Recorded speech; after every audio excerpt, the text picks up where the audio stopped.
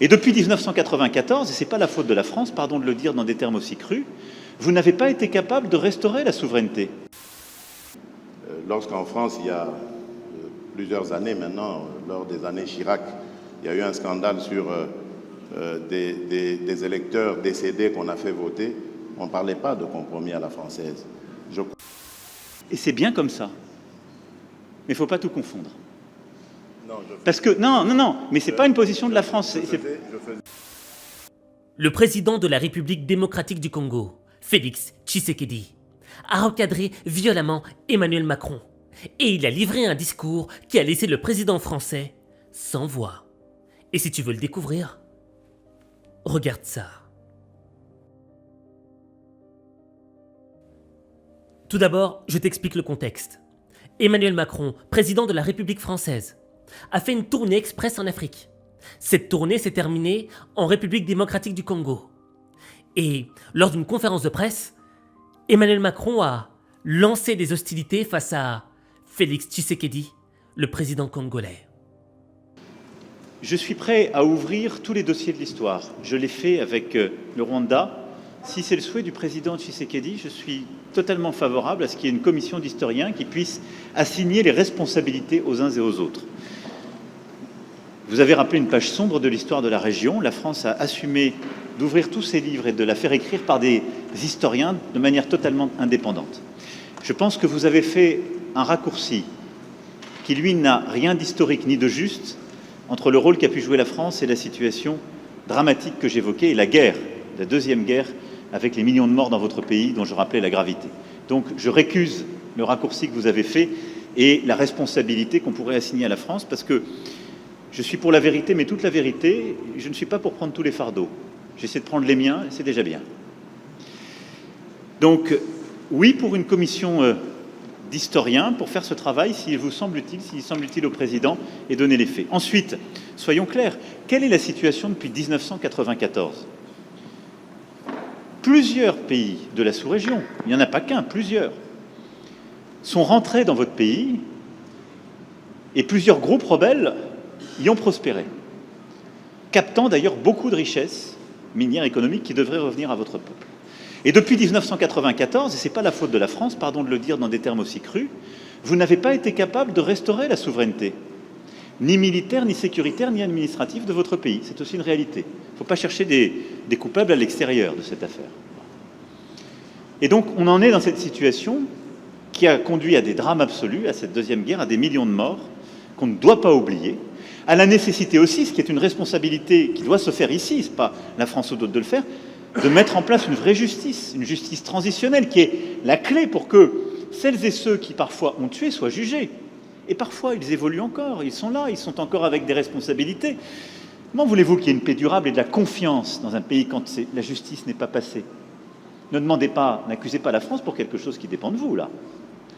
C'est une réalité aussi. Là, pour le coup, je ne peux pas donner tort à Emmanuel Macron. Il a raison sur plusieurs points. Mais, ce qui me dérange, c'est le ton employé. Un ton arrogant, un ton rabaissant, un ton humiliant. Vous n'avez pas été capable. Tu vois, le problème avec ça, c'est que Emmanuel Macron ne fait pas la distinction entre la prise de parole publique et la prise de parole privée. Je m'explique. Imagine que moi, demain, avec plusieurs autres personnes, je suis invité chez toi. On rentre chez toi et je commence à te critiquer. Ah, mais ta maison, elle est sale. Mais j'ai l'impression que tu sais pas entretenir ta maison. Ah, t'es pas assez bon, hein. Je pense pas que t'as le niveau pour tenir une telle maison. Comment tu vas te sentir ? Tu vas te sentir humilié, rabaissé. Pourquoi ? Parce que j'ai pointé du doigt tes faiblesses face à tout le monde. Et c'est ce qu'a fait Emmanuel Macron. Or, on ne commence pas un débat, une discussion pour créer un partenariat entre deux pays en rabaissant l'autre avec un ton arrogant. Parce que ça n'engendre qu'une seule chose. Ça n'engendre que des larmes, des gouttes de haine dans les cœurs. Et comme je dis toujours, la goutte de haine qui naît du cœur ne s'endort jamais. Il y a un deuxième élément qui m'a marqué. Encore une arrogance. Emmanuel Macron parle de justice. Et il a raison.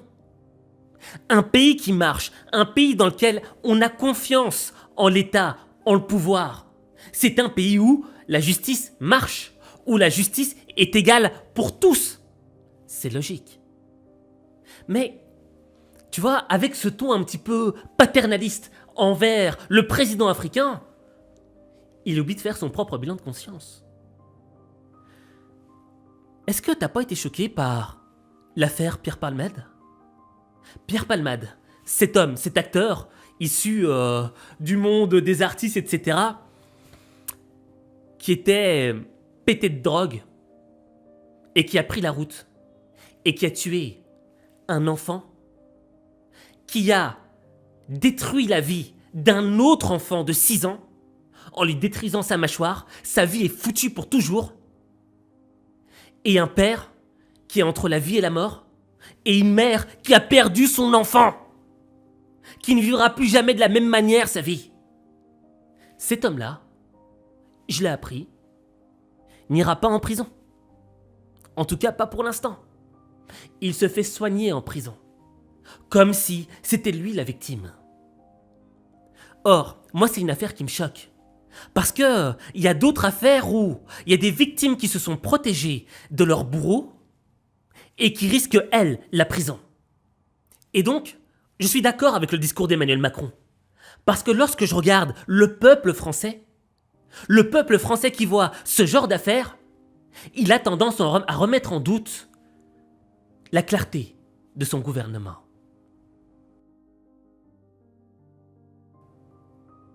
Dans cette deuxième partie de conférence de presse, le président congolais va s'exprimer sur un épisode qui n'est pas passé. L'épisode Le Drian. Le Drian, c'est un ancien ministre qui a été ministre sous Emmanuel Macron et qui avait dit ceci à propos de l'élection de Félix Tshisekedi. L'élection dans la République démocratique du Congo s'est achevée finalement par une espèce de compromis à l'africaine. Et le président congolais n'avait vraiment pas, mais vraiment pas, avalé cette phrase de Le Drian. Est-ce que vous avez été blessé par les mots du chef de la diplomatie française, Jean-Yves Le Drian, qui avait parlé dans un premier temps, à propos de votre élection, d'un compromis à l'africaine, pour plus tard dire qu'il n'y avait pas de raison de remettre en cause votre élection? Oui, sur le champ, j'ai été choqué parce que c'était plutôt des propos un peu méprisants. Pourquoi à l'africaine? Pourquoi l'africaine? Vous l'avez évoqué avec lui, cette phrase? Non. Lui-même, d'entrée de jeu, a donné son explication. Je n'avais pas à le traquer, à le mettre dos au mur. Il s'est expliqué. Pour moi, le conflit était clos. Mais qu'est-ce que vous avez compris dans cette phrase? Le malentendu, j'allais dire, était clos. Mais j'ai dit du mépris. Pour moi, c'est du mépris gratuit. Mais bon, moi, les choses basses, je les oublie très vite. Je n'aime pas m'attarder dessus, d'autant plus que la France, c'est un pays que je porte vraiment à cœur. J'aime la France, j'aime beaucoup la France. Malgré que j'y ai pas beaucoup vécu, je l'ai visité, j'ai jamais vécu là-bas, mais j'aime depuis ma tendre enfance, j'ai toujours aimé la France, l'équipe de France, champion du monde. Là, mon club favori, c'est le Paris Saint-Germain. Et donc, il a sauté sur l'occasion pour remettre les pendules à l'heure. Merci beaucoup. Monsieur le Président, vous avez une réaction par rapport à la question qui a été posée?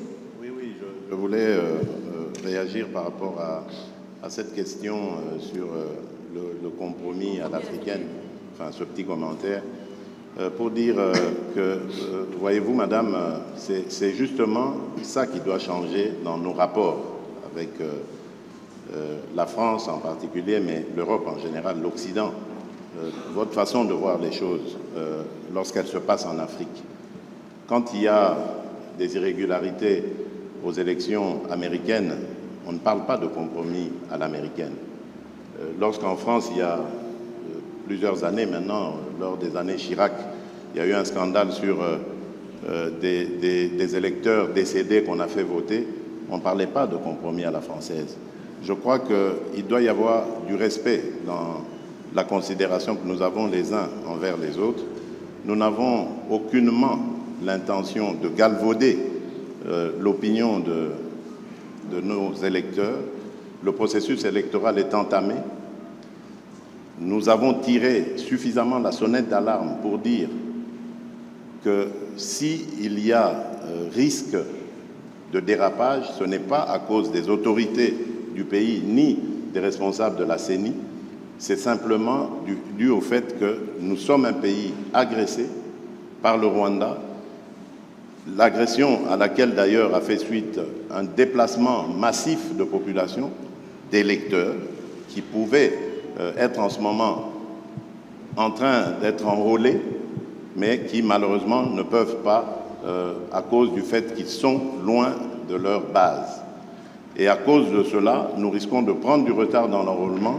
Et s'il y a retard dans l'enrôlement, il y aura retard dans le vote de la loi sur la répartition des sièges, parce que c'est très important, c'est en juin qu'elle doit intervenir, pour que nous puissions ensuite aller sur un processus électoral crédible. Sans cela, jusqu'à ce stade, je ne sais pas comment nous allons nous y prendre. Est-ce qu'il faut stopper le processus d'enrôlement des électeurs en attendant que la paix revienne, avec le risque que cela impacte sur le respect du calendrier, ou faut-il continuer le processus en ne prenant pas en compte les populations nombreuses de déplacés de guerre?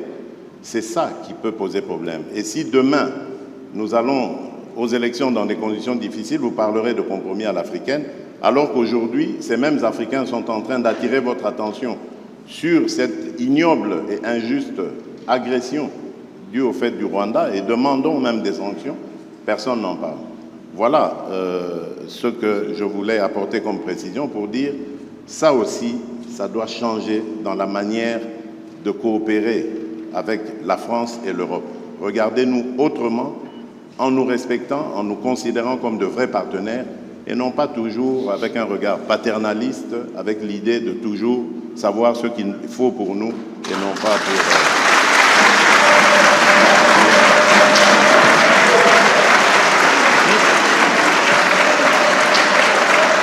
Voilà, merci. Je pense que le président Macron a Oui, une réaction. malgré les vivas, si le président Tshisekedi m'y autorise, je voudrais apporter un commentaire au commentaire.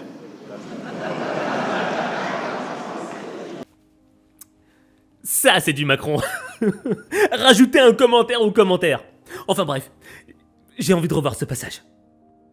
Respectant, en nous considérant comme de vrais partenaires, et non pas toujours avec un regard paternaliste, avec l'idée de toujours savoir ce qu'il faut pour nous, et non pas pour...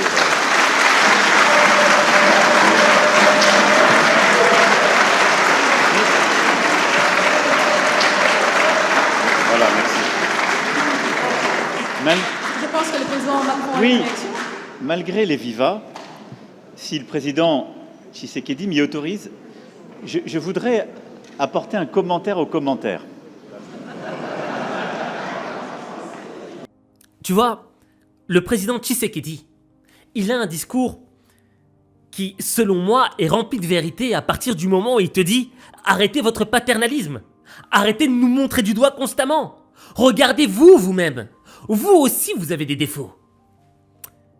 Et le truc c'est que Emmanuel Macron s'est rendu en République démocratique du Congo pour une raison bien précise, pour nouer des partenariats économiques. Or, il y a un truc que très peu de gens savent, c'est que le Congo, c'est un des pays les plus riches du monde en termes de ressources naturelles. Et il y a un truc que j'ai jamais compris. Il y a une guerre au Congo qui a fait des millions de morts. Mais il n'y a jamais aucun média qui en parle.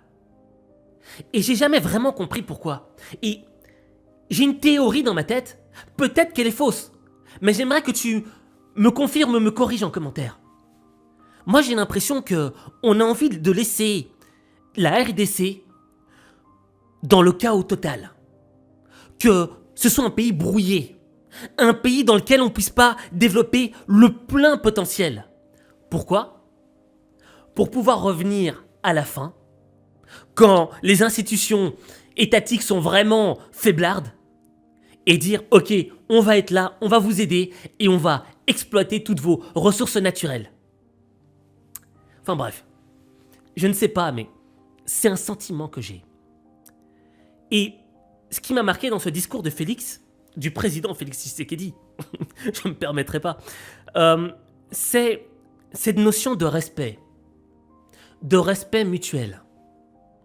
Or, lorsque tu noues un partenariat avec quelqu'un, et ça retiens-le dans ta vie de tous les jours, quand tu vas faire un partenariat avec quelqu'un, même si tu es plus puissant, plus fort, tu es dans l'obligation de te mettre à égalité avec ton interlocuteur. Pourquoi ? Parce que quand tu noues un partenariat avec un interlocuteur, il possède des choses que tu n'as pas. Tout comme tu possèdes des choses que lui n'a pas. Raison pour laquelle il faut ravaler son arrogance et se mettre au même pied d'égalité que son interlocuteur. Et avoir une attitude de leader. L'attitude du leader, c'est quoi ? L'attitude du leader, c'est de tirer ses coéquipiers vers le haut. Pas de les rabaisser, pas de leur rappeler leurs défauts, pas de leur rappeler leurs erreurs. Non. C'est de les pousser à se dépasser. Parce que quand ton interlocuteur, quand ton partenaire se dépasse, il permet de te dépasser toi également et d'atteindre l'objectif ensemble. Or, sur ce coup-là, le président Macron, avec ce ton arrogant qu'on lui connaît, tu vois, il parle pas comme ça qu'au président africain, hein. Il parle comme ça aussi aux citoyens français, tu vois. Ce ton arrogant fait que, premièrement, ça crée un sentiment de haine envers l'interlocuteur là qui te parle, parce qu'il sait qu'il est puissant, mais il t'écrase. Et deuxièmement, ça permet pas de nouer un partenariat solide qui permette d'atteindre les objectifs. Et là, tu vas découvrir la dernière partie de cette conférence de presse où Félix Tshisekedi a recadré violemment Emmanuel Macron. Je m'explique. D'abord, je pense que c'est très bien parce qu'on lève beaucoup de malentendus à travers ce jeu de ping-pong. D'abord, je veux que vous sachiez que quand il y a des problèmes électoraux aux États-Unis d'Amérique ou en France, la presse française en parle. Elle les dénonce, elle l'explique, elle s'en saisit et elle en parle de manière aussi intraitable qu'elle le fait quand elle parle de vous. Donc il n'y a pas de double standard. Ce qui serait inquiétant, c'est si la presse française n'en parlait pas pour vous, mais elle en parle aussi pour nous. Mais pas de compromis. Non, mais elle parle de tout, elle parle de malversation quand il y en a. Elle parle beaucoup plus, elle va beaucoup plus loin, il n'y a pas de sujet. Elle essaie de dire la vérité, c'est le travail d'une presse indépendante. Et donc, il ne faut pas être choqué que la presse, quand elle a écho, quand elle entend des oppositions qui disent qu'il y a des problèmes, vous pose la question. Ce serait un double standard si elle disait « on est en Afrique, donc on ne pose même pas la question, ce n'est pas un sujet ». Non, elle pose la question, mais elle le fait aussi chez nous. Chez nous. Et il se trouve que chez nous, quand il y a des malversations politiques, je ne voudrais pas que des malentendus s'installent, y compris quand on fait référence au président Chirac, il y a des procès qui sont faits. Et les gens sont condamnés, parce qu'il y a une justice indépendante. Donc il y a une presse indépendante et une justice indépendante. Ça crée une démocratie qui est parfois vibrante. Alors je ne dis pas que c'est... on se fait attaquer, mais c'est très bien. Ça permet les alternances démocratiques et ça permet de bâtir par cette maïotique une vérité. Ça, c'est la première chose. Ne croyez pas qu'il y a un double standard, ça n'est pas vrai. Ne croyez pas que ce soit de l'irrespect, ça n'est pas vrai, parce que les journalistes français, européens ou américains posent les mêmes questions à leurs dirigeants chez eux. La deuxième chose, et ça me permet d'insister, parce que le président a parlé de la France en répondant à la question. Quand un ou une journaliste française pose une question, ça n'est pas le gouvernement de la France. Et c'est bien comme ça. Mais il ne faut pas tout confondre. Non, parce que non, mais c'est pas une position de la France. Je faisais allusion. Parce qu'il n'y a pas de, il y en a eu. Je faisais allusion au propos de Le Drian. Lui, il est officiel français. Oui, mais le compromis à l'africaine, c'est Le Drian, c'est pas la journaliste. C'est exact, mais ce compromis. Mais cette formule, président, on sait d'où elle est sortie et on sait le contexte électoral. Non, mais on sait le contexte électoral. Et il n'y avait pas de caractère de mépris dans la formule de Jean-Yves Le Drian. À Nairobi, d'ailleurs, grâce à toi, on a pu s'expliquer avec lui. Et la France a beaucoup œuvré, vous le savez ô combien, pour qu'il y ait alors une alternance, qui n'aurait pas été à ce moment-là un mécanisme spontané. Je ferme cette parenthèse, mais je voulais faire cette précision. Pardon. Emmanuel Macron est un homme extrêmement malin. Malin parce qu'il a essayé de manipuler le président congolais en lui disant « Non, non, non, non, c'est pas de la faute du ministre, c'est de la faute des journalistes qui ont posé la question. » C'est un peu si comme moi demain, je retournais à l'école et le prof me pose une question en plein examen. Et je sais pas répondre. Et je dis « Monsieur, si j'échoue à cet examen, c'est pas de ma faute, c'est pas parce que j'ai mal étudié, non. C'est parce que vous m'avez posé la question à laquelle je ne savais pas répondre. » Enfin bref, le président congolais n'est pas tombé dans le piège. Et il l'a recadré, intelligemment je dirais même. Et tu vois, c'est ça le truc. Quand t'es en vérité, quand tu cherches pas à manipuler ton interlocuteur, eh bien, c'est toi qui remporte le débat. Pourquoi ? Parce que la vérité, on peut pas l'altérer. Un fait, on peut pas l'altérer. C'est factuel. Ton ministre l'a dit. On a les preuves vidéo qu'il l'a dit. Donc, n'essaye pas de me manipuler dans ce sens-là. À travers cette conférence de presse, il y a plusieurs leçons de vie que tu devrais mettre en évidence et appliquer dans la tienne. La première, c'est laquelle ? C'est différencier cette parole publique et cette parole privée. Et tu vois, ce qui m'a fait rire dans le discours d'Emmanuel Macron, c'est qu'il est en totale contradiction avec lui-même. Parce qu'il y a quelques années de cela, je m'en souviens très bien, il avait hurlé sur un journaliste. Hurlé ! Parce que ce journaliste avait révélé publiquement une parole qui était censée rester privée entre Emmanuel Macron et des dirigeants libanais. Ce que vous avez fait là, compte tenu de la sensibilité du sujet, compte tenu de ce que vous savez de l'histoire de ce pays, est irresponsable. Irresponsable pour la France, irresponsable pour les intéressés ici, et grave d'un point de vue déontologique. Vous m'avez entendu défendre les journalistes, je le fais toujours, mais je vous parle avec franchise. Ce que vous avez fait est grave, non professionnel et mesquin. Ce journaliste, c'était Georges Malbruno. Et le deuxième élément que j'ai envie de mettre en évidence, c'est quoi ? C'est cet aspect de partenariat. Tu sais, pour réussir dans sa vie, il faut être bien entouré. Ceux qui réussissent sont ceux qui sont capables de déléguer. Et je le dis, moi c'est mon plus gros défaut, je suis incapable de déléguer. Or, quand tu n'es pas capable de déléguer, tu commences à vouloir faire tout seul. Et quand tu fais tout seul, tu finis par t'effondrer tout seul. Or, l'idée de nouer un partenariat entre Africains et Européens, c'est une superbe idée. Mais, il faut respecter l'autre.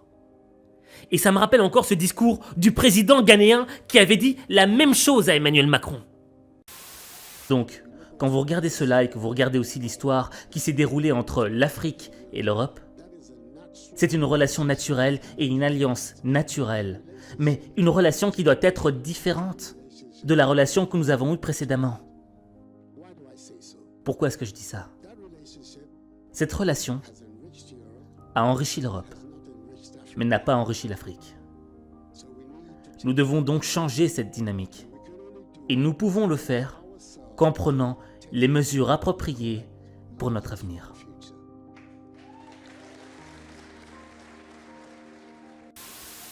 Donc tu vois, à partir de ces deux éléments-là, tu peux devenir un leader. C'est-à-dire que pour être un leader, lorsque l'on prend la parole, on est capable de différencier le moment où on doit parler en public et arrondir les angles avec son interlocuteur, et le moment où on parle en privé et on rentre dedans, même si c'est pas très diplomatique. Ensuite, le deuxième caractère du leader, c'est quoi ? C'est que même s'il sait qu'il est plus fort, qu'il est plus ça ne veut pas sortir, qu'il est plus puissant que son adversaire, il ne le montre pas. Il ne montre pas sa force. Il respecte pas son adversaire, je me corrige, mais son interlocuteur, son futur partenaire. Et il se met à égalité avec lui. Et son objectif, c'est quoi ? C'est d'atteindre l'objectif.